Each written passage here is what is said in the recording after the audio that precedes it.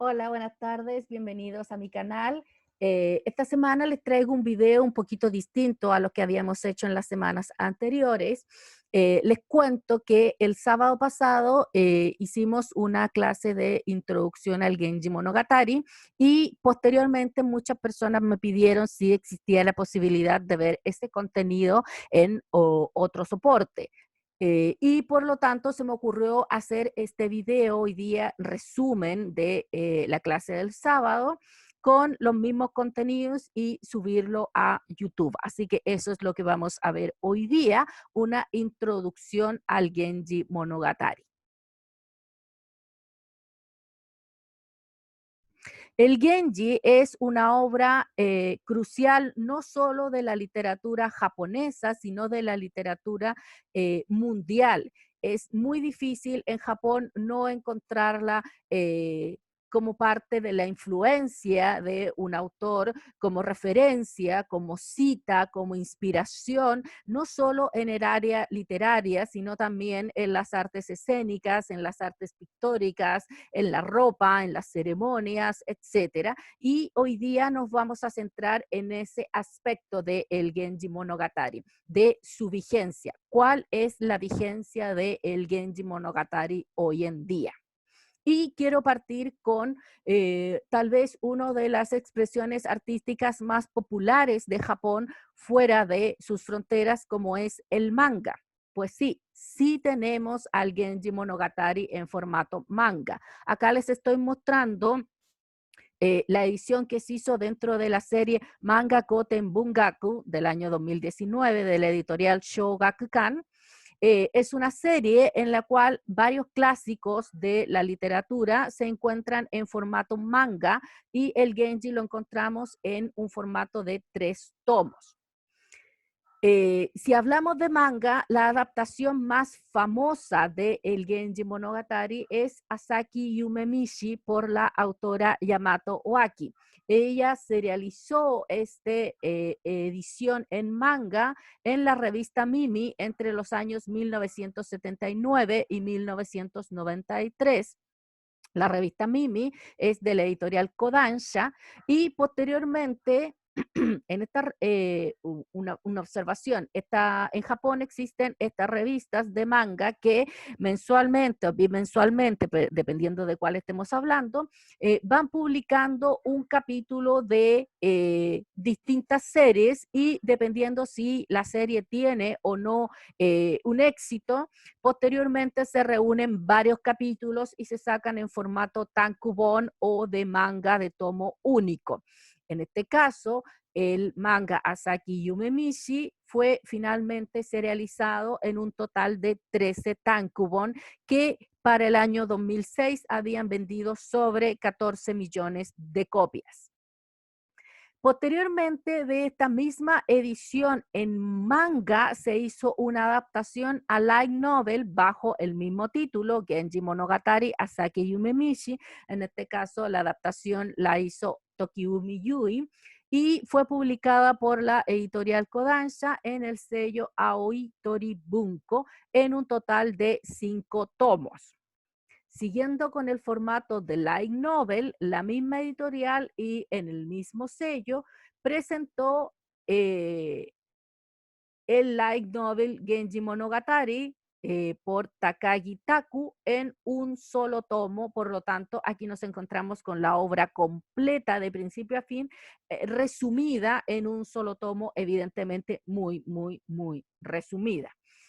Los light novels son textos enfocados a un público principalmente adolescente, en el cual tanto desde el punto de vista gramatical como desde el punto de vista de la escritura están enfocados a esa edad y por lo tanto podríamos decir que son, entre comillas, más fáciles de leer. Tenemos acá otra adaptación de El Genji, en este caso en el formato de novela con comentarios, en la serie Biblioteca de Clásicos para Jóvenes del Siglo XXI de la editorial Kodansha por Setouchi Yakucho. Son 2 tomos y tienen la particularidad que vienen con notas de cabecera, en este caso no están a pie de página, sino que están arriba, por lo tanto, notas de cabecera, que traen información complementaria sobre, qué sé yo, lugares, ropa, personajes, una ceremonia, una planta, un ave, etcétera, que permiten complementar y comprender de mejor manera el texto principal. Además de el formato manga y el formato light novel, nos encontramos también con que el Genji Monogatari fue adaptado a anime.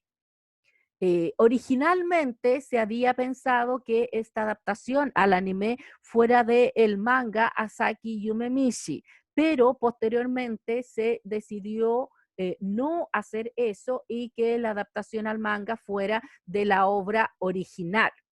Tiene un total de 11 capítulos y fue realizada por el director Dezaki Osamu en el año 2009 en Fuji TV.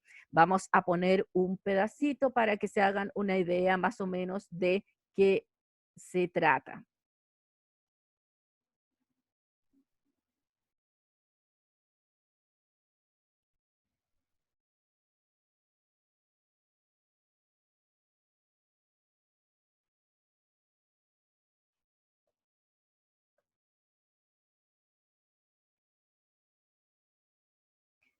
Vámonos entonces ahora con el, el anime.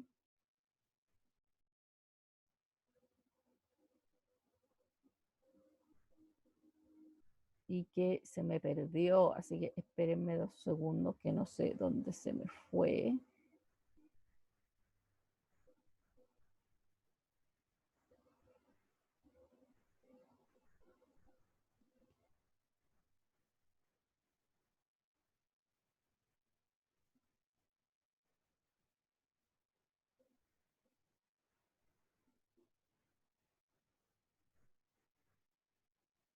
Ay,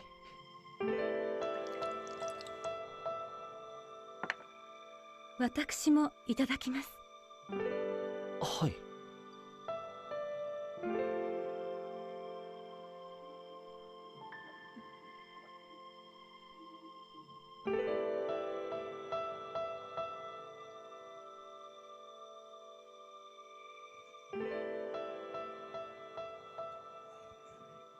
何かあったのですか？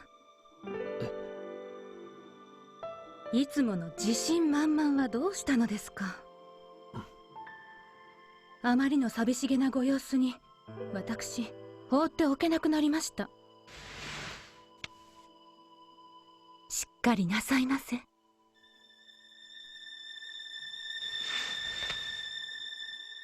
い。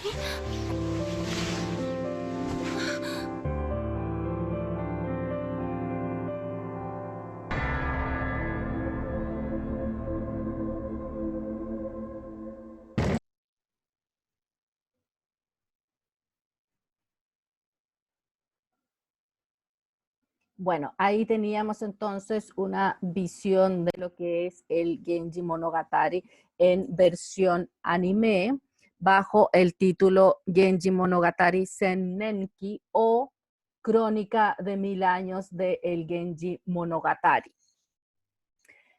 Seguimos con el tema de esta introducción que dijimos que era la vigencia, cuál es la vigencia de la obra. ¿Ya? Entendiendo la vigencia como algo distinto a lo que es la importancia. Una obra puede ser muy importante, puede ser estudiada, puede ser parte de la literatura obligatoria, y no ser necesariamente vigente. La vigencia habla un poco más de, podríamos decir, a grandes rasgos lo que está de moda, lo que la gente consume de mutuo propio, lo que la gente de manera libre elige consumir. Y en este caso ya hemos visto que evidentemente ha habido un esfuerzo importante para que eso suceda, adaptando la obra a distintos formatos, como vimos, podía ser el formato manga, el formato anime. Ahora vamos a hablar un poquito de otro formato más que permite acercar la obra al público, en este caso fuera de las fronteras japonesas, como son las traducciones. Tenemos primero en inglés que existen las siguientes traducciones. La primera de Arthur Wallis entre 1925 y 1933. Muchos consideran que es la traducción más hermosa de el Genji Monogatari a la lengua inglesa, pero que a su vez es la menos precisa. ¿Por qué? Precisamente para que le quedara bella en el lenguaje de salida, en este caso el inglés, Arthur Wallis tuvo que realizar muchas adaptaciones y tomarse muchas libertades con el texto original. Posteriormente, en 1976, Edward Seidensticker hizo la publicación de su traducción, una traducción mucho más literaria, mucho, literal más bien, mucho más directa, pero que muchos le critican que le faltan notas explicativas. Y posteriormente, en el 2001, Royal Tyler publicó la suya y que al igual que la de Seidensticker es mucho más literal, pero que trae muchísimas notas a pie de página e información complementaria. Ahora bien, en español tenemos solamente una traducción directa, o sea, del japonés al español, y es la que hicieron Hiroko Izumi Shimono e Iván Pinto Román, publicada bajo el fondo editorial de la Asociación Peruano-Japonesa, bajo el título de El relato de Genji. Tenemos dos traducciones indirectas, o sea que no vienen del japonés al español, sino que en este caso vienen del inglés al español. Una de ellas es hecha por Jordi Fibla y él se basó en la traducción de Royal Tyler y la publicó bajo la editorial Atalanta en dos tomos, la historia de Genji y los relatos de Uji. Y la otra traducción indirecta que existe es la que realizó Javier Roca Ferrer y se basó en la traducción de Arthur Wallis y la publicó bajo el sello Destino, también en dos tomos llamados Esplendor y Catástrofe. Por lo tanto, vemos que para fomentar la vigencia de la obra, también se hace un esfuerzo no solamente dentro de Japón, sino también fuera de él. Pero, como vimos, el Genji Monogatari no solamente vive y ha sobrevivido a través de los siglos, un milenio completo en el formato original, o sea, el formato literario, sino que también ha salido de ahí a otros formatos como puede ser el manga, como puede ser el anime, y esto es un esfuerzo no solo reciente que se ha hecho, sino que vemos que es una obra a la cual se ha hecho un esfuerzo milenario por mantenerla vigente. Una de las formas en las cuales se ha buscado esa vigencia es en el formato pictórico, en este caso los emaki. Los emaki, significa pintura o dibujo, y maki, rollo, eran una suerte de pliegos de papel en lo cual junto a la obra escrita podíamos disfrutar de imágenes que representaban aquello que estaba escrito. Originalmente, el Genji Monogatari Emaki había uno por capítulo, o sea, 54 en total, pero evidentemente con los siglos se fueron perdiendo.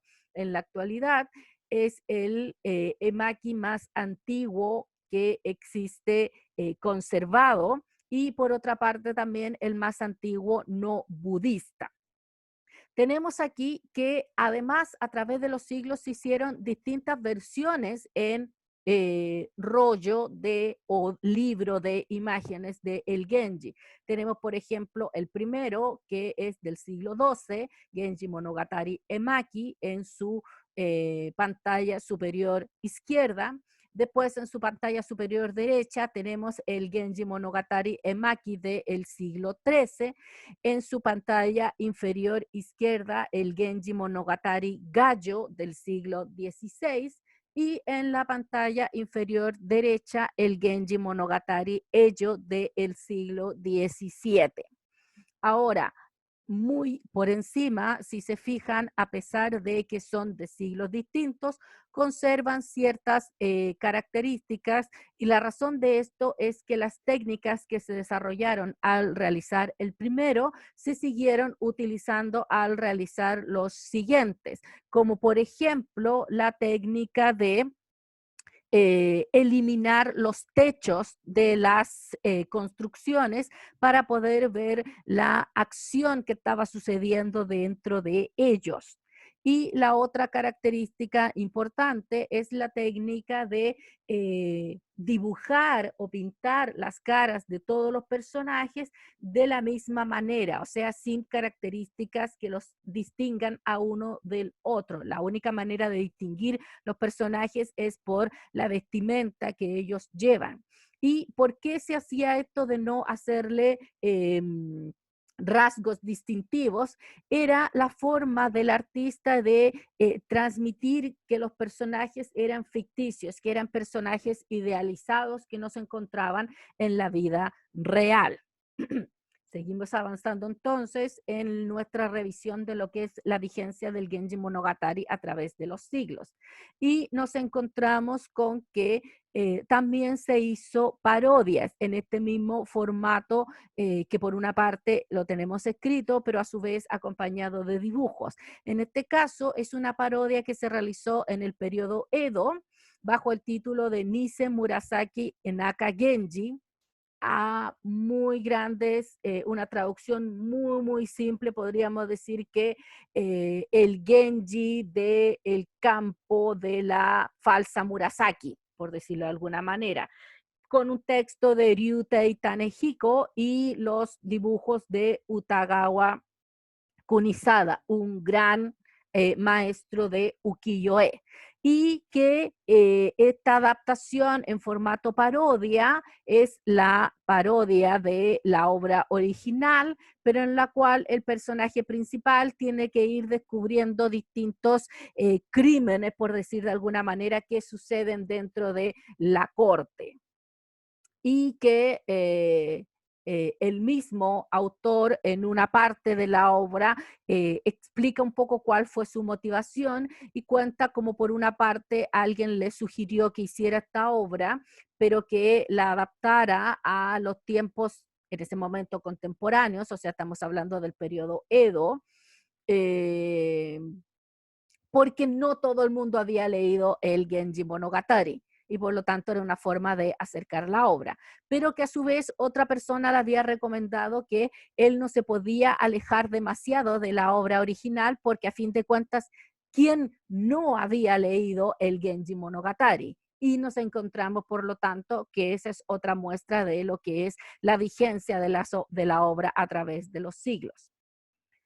También nos encontramos que en las artes escénicas el Genji Monogatari ha sido un tema absolutamente recurrente, como por ejemplo en lo que es las danzas de muñecas o Ninjosai, que es una suerte de subgénero dentro del bunraku o teatro de marionetas. Vamos también a mostrar un par de videos para que se hagan una idea más o menos de lo que estamos hablando.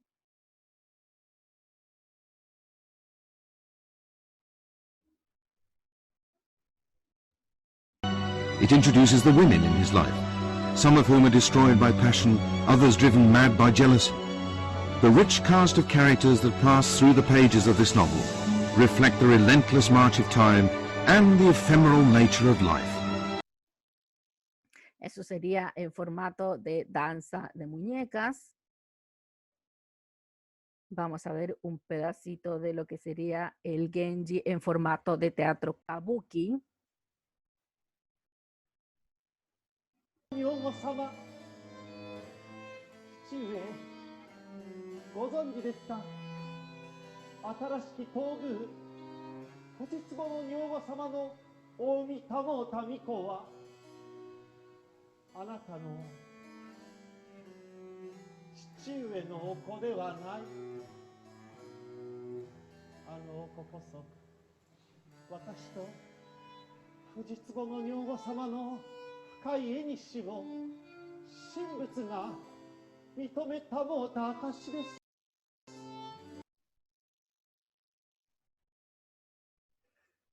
Y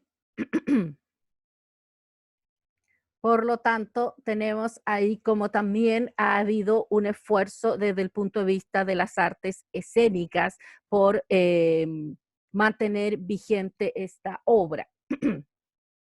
Entonces, este era a grandes rasgos el tema que les quería traer esta semana sobre nuestra muy por encima introducción al Genji Monogatari,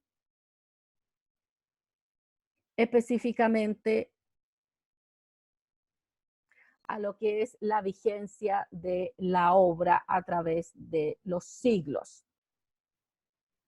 Y cómo la vigencia de esta obra se ha dado no solo porque sea una obra que parte fundamental de la literatura japonesa, sino también porque ha habido un esfuerzo importante para acercarla al público, para representarla en distintos formatos que se les hagan más cercanos a la gente. Y nos encontramos, por lo tanto, con una obra que lleva más de 1000 años vigente, más de 1000 años en el alma, no solo de los japoneses, sino también en el resto del mundo. Así que se las recomiendo sí o sí. Es una obra grande, es una obra importante, es una obra que muchos podrían pensar que es pesada, son muchísimas páginas, pero es una obra que siempre vale la pena acercarse a ella,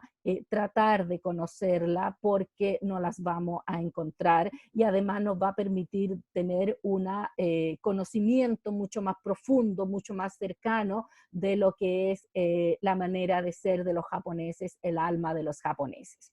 Bueno, quiero agradecerles entonces que hayan estado conmigo en este video.